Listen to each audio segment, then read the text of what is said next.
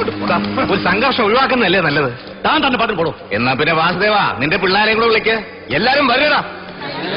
നിൽക്കട്ടെ. കയ്യൂക്കിന്റെ ബലത്തിലാണ് മുന്നോട്ട് പോകാൻ ഉദ്ദേശിക്കുന്നതെങ്കിൽ ഞങ്ങൾക്കൊരാളോടൊന്ന് സംസാരിക്കണം. ആരോ ഒരുത്തൻ നിന്റെയൊക്കെ പിന്നിലുണ്ടെന്ന് ഊഹിച്ചിരുന്നു. എവിടെയാവൻ? വിളിക്കേ.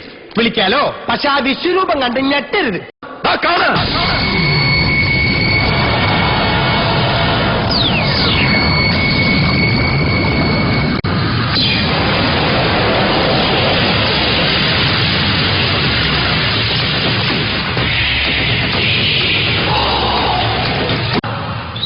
ഒരു മകന്റെ ധർമ്മമാണ് അച്ഛന് യഥാവിധി അന്ത്യകർമ്മങ്ങൾ ചെയ്യുക എന്നത്.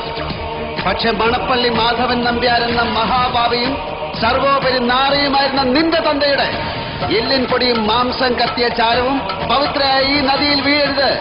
അത് കളങ്കപ്പെട്ടു പോവും.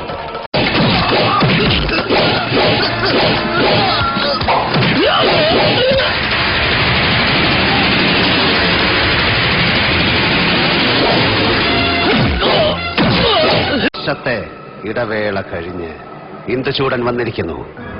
പുതിയ കളികൾ കാണാനും ചിലത് കാണിച്ച് പഠിപ്പിക്കാനും. നീ പോടാ മോനെ ദിനേശ.